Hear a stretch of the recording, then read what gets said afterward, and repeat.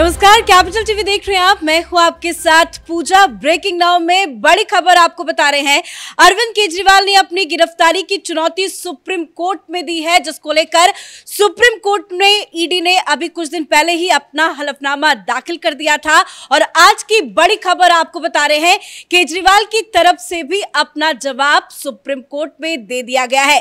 केजरीवाल का कहना है कि उनकी गिरफ्तारी अवैध है, उन्हें जानबूझकर फंसाया जा रहा है और जिन 4 गवाहों के आधार पर केजरीवाल की गिरफ्तारी हुई है, उन चारों का संबंध केजरीवाल ने बीजेपी के साथ बताया है।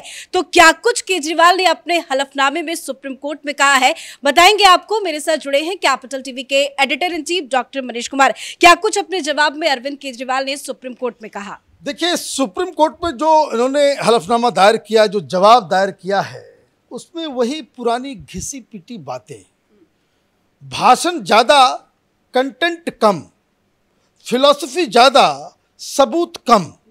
तो ये इस तरह का खेल जो है वो केजरीवाल खेलते रहेंगे।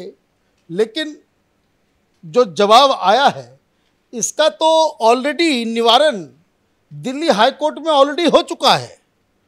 दिल्ली हाई कोर्ट के फैसले को आप चैलेंज कर रहे हो, तो आप किस तरीके से उस दलील को आप रखोगे कि जिसमें दिल्ली हाई कोर्ट के द्वारा दिया गया फैसला कानून की दृष्टि से, भाषण की दृष्टि से नहीं, फिलॉसफी की दृष्टि से नहीं, कानून की दृष्टि से आप ये साबित कर पाओ कि दिल्ली हाई कोर्ट ने जो फैसला किया वो गलत किया, तब तो आपको रिलीफ मिलेगा। अदरवाइज आप इस तरह के कुतर्क देते रहोगे तो नाराज जैसे हो गए दिल्ली हाई कोर्ट के एक्टिंग चीफ जस्टिस मनमोहन, कहीं इधर भी जज साहब जस्टिस खन्ना नाराज ना हो जाएं। क्योंकि एक बड़ी खबर मैं आपको और दे दूं कि जब पिछली बार जब सुनवाई हो रही थी तो जज साहब ने कहा था कि मंडे को यानी 29 को इस मसले की सुनवाई होगी। लेकिन जब केस को लिस्ट किया गया है तो वो अगले महीने 6 तारीख की डेट दे दी गई है। तो कल ये इलेक्टोरल बॉन्ड, ये ईवीएम के ऊपर जब फैसला हो रहा था तो अभिषेक मनु सिंघवी ने अचानक से जब ये फैसला सुना दिया गया तो उन्होंने जज साहब जस्टिस खन्ना से, सिंघवी साहब ने रिक्वेस्ट किया कि माय लॉर्ड, हमारे साथ बड़ा अन्याय हो गया। आपने तो कहा था 29 तारीख को हम सुनेंगे, केजरीवाल का बड़ा अर्जेंट मसला है, एक मुख्यमंत्री जेल के अंदर है, लेकिन ये तारीख जो रोस्टर जिसने बनाया है वो तारीख जो है हमारी 6 कर दिया है, जिसको जल्दी सुना जाए। तो जज साहब भी बड़ा ही, इसको कहते हैं रिलक्टेंट टाइप से उन्होंने कह दिया कि आप ईमेल कर दो, सोचेंगे। अभी तक कोई सोच हुई नहीं है। कुछ वेबसाइट्स पे मैंने खबर देखी कि जिसमें कोई रियायत नहीं मिल रही है, तो शायद ये मंडे को इसकी सुनवाई ना हो, मे बी फैसला कल आ जाए या शाम तक में कुछ बदल जाए। वैसे तो आज सैटरडे है, संडे है, कोर्ट बंद है, रजिस्ट्री ऑफिस भी बंद होगा, तो वो मुझे नहीं लग रहा है कि कोई राहत मिली है। तो एक तो वो अलग झटका कि जल्दी जल्दी सुनवाई हो, जल्दी जल्दी, मैं बिल्कुल ही भगवान का अवतार हूँ, कृष्ण भगवान का जो है अवतार लेकर के मैं आया हूँ, तो मुझे बिल्कुल जब मैं कहूँ कि भाई सुप्रीम कोर्ट मेरी बात सुने तो बस उनकी सुनवाई शुरू हो जाए।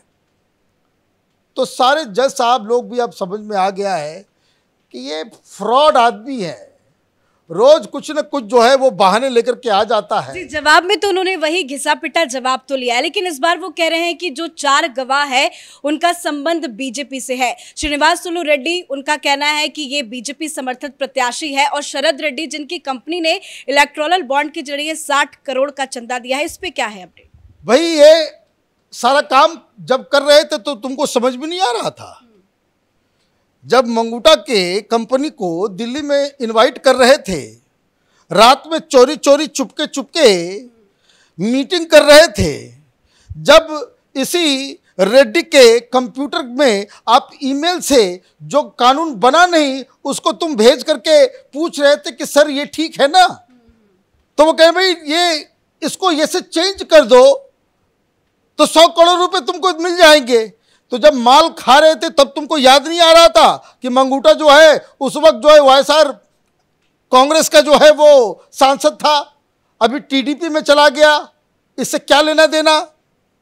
आप रेड्डी के बारे में बात कर रहे हो, तो भाई जिस समय तुम ये धंधा उसके साथ कर रहे थे, जब इंडो स्पिरिट के जरिए माल कमा रहे थे, तब क्या इलेक्टोरल बॉन्ड उसने दे दिया था?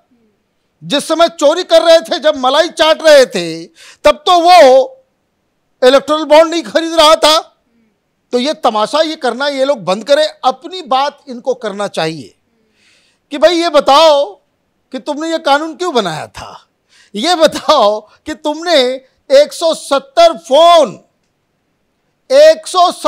फोन सारे के सारे आईफोन 1,70,00,000 अगर एवरेज 1 लाख रुपए है तो बड़े लोग हैं, कोई छोटा मोटा वाला तो लेंगे नहीं। जो क्योंकि मनीष सिसोदिया ने अपने कोर्ट में ये आर्गुमेंट दिया था कि भाई 9 फोन तुमने क्यों बदले, तो उसने कहा कि नया मॉडल तो 1.5 लाख का होता है, एवरेज भी अगर कर लो तो 170 फोन का मतलब है 1,70,00,000 रुपए तुमने तोड़ दिए।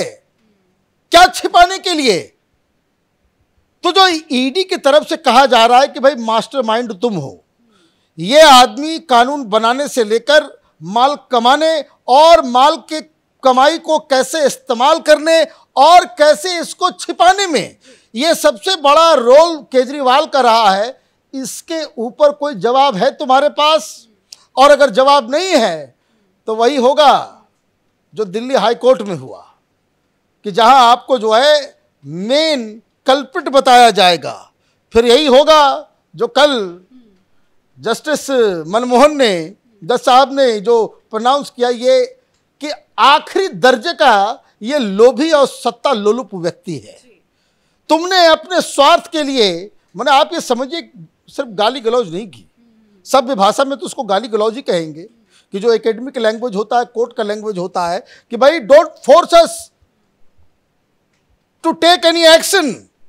हमने 2-3 PIL जो है उसके ऊपर हमने कोई कार्रवाई नहीं की, उसको भगा दिया जो आपके इस्तीफे के लिए आया था। लेकिन आप हमको अंडर एस्टिमेट मत करना, किसी भी दिन बुला करके जो है वो ऑर्डर पास कर देंगे, फिर करते रह जाओगे। तुम स्वार्थी व्यक्ति हो, तुम अपनी राजनीति चमकाने के चक्कर में तुमने देश की जनता को और दिल्ली के बच्चों की भविष्य के साथ जो है खिलवाड़ किया है। ये दिल्ली हाई कोर्ट ने कहा है, लेकिन क्या किया जाए, इतने बेशर्म हैं ये लोग। माने गेंडे की भी मोटी चमड़ी से भी मोटा चमड़ा जो है केजरीवाल का है, कुछ असर ही नहीं होता है। कोर्ट से, हाई कोर्ट से, रॉ रेवेन्यू कोर्ट से, हर जगह से बताया जाता है कि भाई तुमने चोरी की है। आज भी अपने जवाब में कह रहे हैं कि मेरे खिलाफ कोई सबूत नहीं है। भाई सबूत नहीं है तो इसमें जो ईडी ने जवाब दिया है कि आपको गिरफ्तार किया गया, that has been scrutinized by not less than 3 जजेस। 3 जजेस ने इसको स्क्रूटनाइज किया और तीनों ने कहा कि गिरफ्तारी वैलिड है। आप ये बताओ कि तुम ज्यादा अक्लमंद हो तो फिर जो गिरफ्तारी को उन्होंने वैलिड जिस आधार पे माना, वो तो बताओ कि भाई तुम उसके खिलाफ तुम्हारे पास तर्क क्या है। तो तुम कहोगे कि नहीं वो तो बीजेपी इलेक्टोरल बॉन्ड पे क्या दिल्ली हाई कोर्ट ने कहा कि इलेक्टोरल बॉन्ड इस केस का हिस्सा ही नहीं है।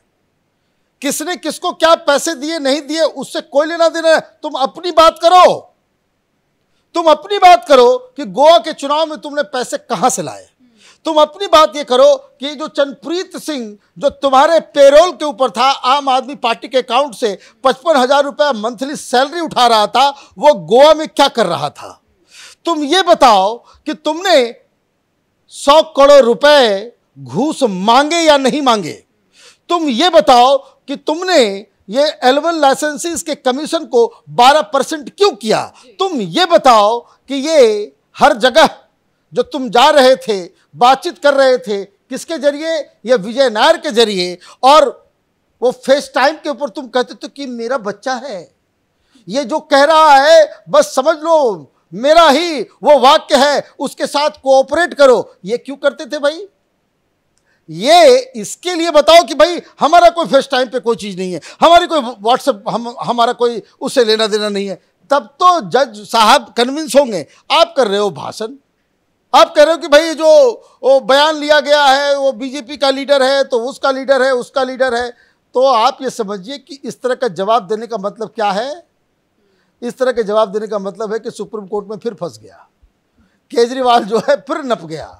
केजरीवाल का जो है हिसाब तो किताब। इन जवाबों को देखने के बाद क्या लगता है, ईडी ने भी अपना जवाब दे दिया। ईडी कह रही है उनके पास पुख्ता सबूत है, 170 फोन नष्ट की भी बात कर दी, कई सारी बात ईडी की तरफ से उनके हलफनामे में कहा गया। अब केजरीवाल ने भी हलफनामा दाखिल कर दिया है। सुप्रीम कोर्ट के जज दोनों हलफनामे को देखेंगे तो क्या केजरीवाल को राहत दे? देखिए, इसमें दो पहलू है।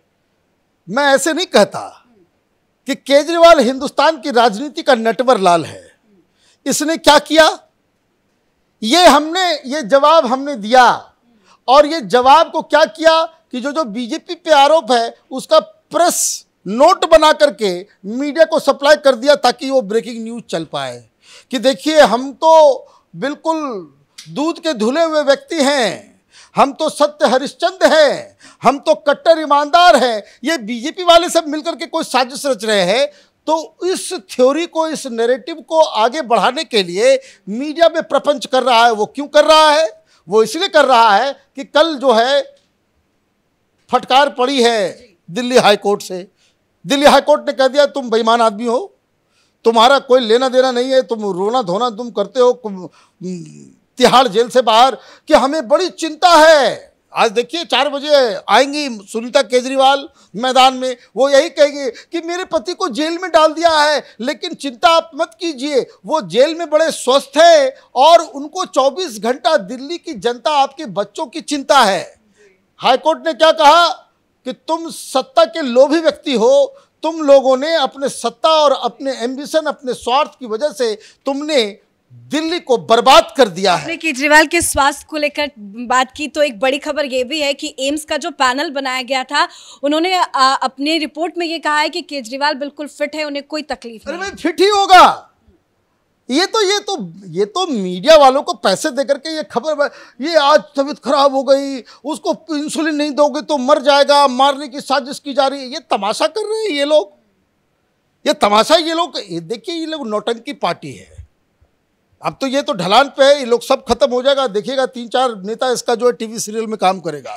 दे आर सच गुड एक्टर्स। तो ये जो है ये सारी चीज़ें हैं, ओवरऑल ये प्रपंच का हिस्सा है।